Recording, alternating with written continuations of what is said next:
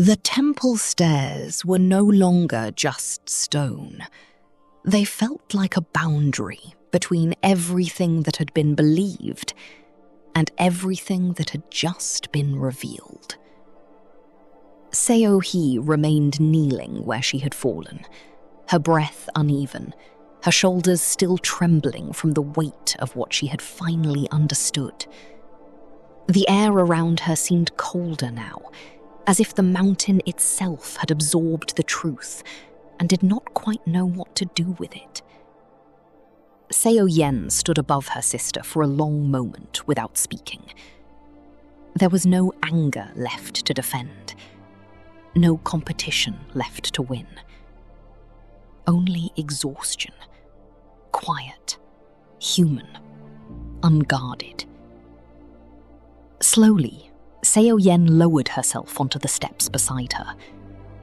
Not carefully, not strategically, just simply. Like someone setting down something they had carried too long without realizing it had become too heavy. Her hand moved hesitantly at first, hovering in the space between them. For years, every gesture between them had carried calculation. Every glance had been measured. Every silence had been interpreted as advantage or loss. But this moment did not belong to that language anymore. Seo-yeon's fingers finally touched Seo-hee's hand. There was no tension in it, no resistance, just contact. Real contact. Seo-hee flinched slightly at first, as if her body did not yet trust what was happening. Then, slowly, her fingers closed around Seo-yeon's. Neither of them spoke. There was nothing to win in this moment, nothing to prove. Only something that had been missing for 29 years, without either of them knowing what name to give it. It was not forgiveness. Not yet. It was recognition. Haewon's voice broke the silence from behind them. It was quieter now. Heavier. Not like instruction, but like warning. What you are standing inside is not stable. Seo-yeon and Seo-hee both turned their heads slightly toward her, still holding on to each other's hands, as if letting go might undo something fragile and newly formed. Haewon stepped closer, the hem of her robe brushing softly against the stone floor. This loop was never meant to be lived in. Her eyes lingered on Mi-suk, who stood further back near the temple entrance, watching them with an expression that seemed suspended between hope and dread. It begins to collect cost. Seo-hee swallowed. What cost? Haewon did not answer immediately, because some truths resist language until they are unavoidable. Then she finally spoke. If the loop is broken properly, it will not simply stop. It will settle. Her gaze moved between the two sisters. And when it settles, it does not guarantee continuity.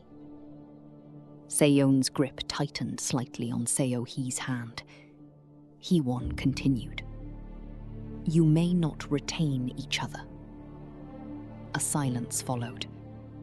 A real silence. Not the silence of secrets anymore, but the silence of consequence. The versions of you that exist inside this repetition, Haewon said carefully, may not survive outside of it. Seo-hee's throat tightened. You mean we might forget this? Haewon nodded once. Not just this moment. A pause. each other. The wind outside shifted again, pressing against the temple walls like something listening. Seo-yeon looked down at their joined hands, as if only now realizing how rare it was for them to exist without distance between them. Mi-suk stepped forward slowly. Her voice, when it came, was softer than anything she had said before, almost fragile. There is only one way to end it. She looked at her daughters, and for the first time, she did not look like a woman trying to hold everything together. She looked like someone prepared to lose it. We return here tonight. A breath. All three of us. Her eyes shimmered. And we ask it to stop. A pause stretched between them. The meaning of it deepened with every second. Because it was not just a request. It was a surrender. Seo-yeon's voice barely rose above the wind. And if we wake up tomorrow... She could not finish the sentence. She did not need to. Mi-suk understood. Haewon understood. Seo-yeon understood. Mi-suk nodded slowly. I may not remember you. Her voice broke slightly on the last word, but I will still have made the choice. Silence returned again. But this silence was different. It was no longer empty. It was full of everything they might lose. Seo-yeon tightened her grip on Sehye's hand one final time.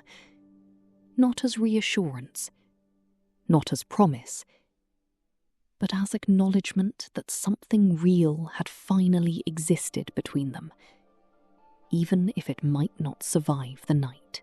The temple bell above them swayed gently in the wind. Once, twice, then settled. As if the world itself was waiting to see whether they would choose memory or peace. And in that suspended moment, no one moved. Not yet. Because once a choice like this is made, there is no version of the future that remains untouched. The night returned to the temple like something inevitable.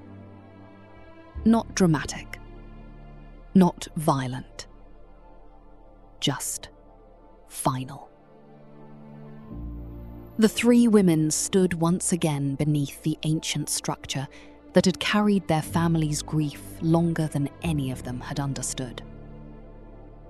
The air was colder now, stripped of daylight illusions, stripped of the hope that things could remain unspoken forever. Haewon walked ahead of them, without turning back.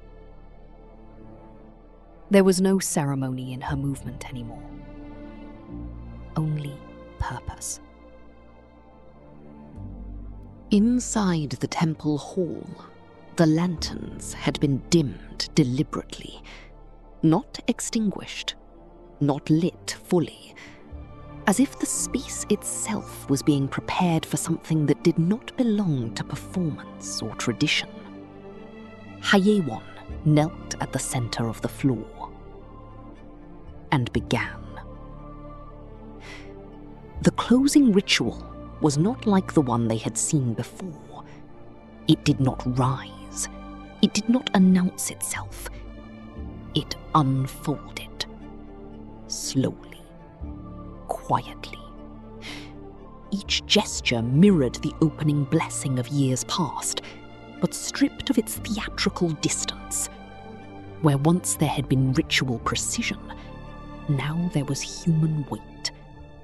Where once there had been spoken invocations, now there was breath, controlled, intentional, fragile. Seo-yeon watched from the side, unmoving. Se-hee stood slightly behind her, and Mi-suk remained closest to the center, as if drawn there by something older than choice. Haewon's hands moved through the final sequence. The temple did not respond immediately.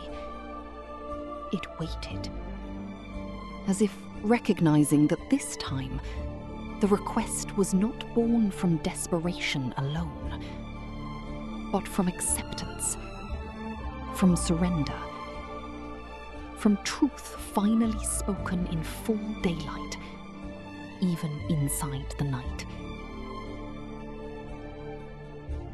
This story continues.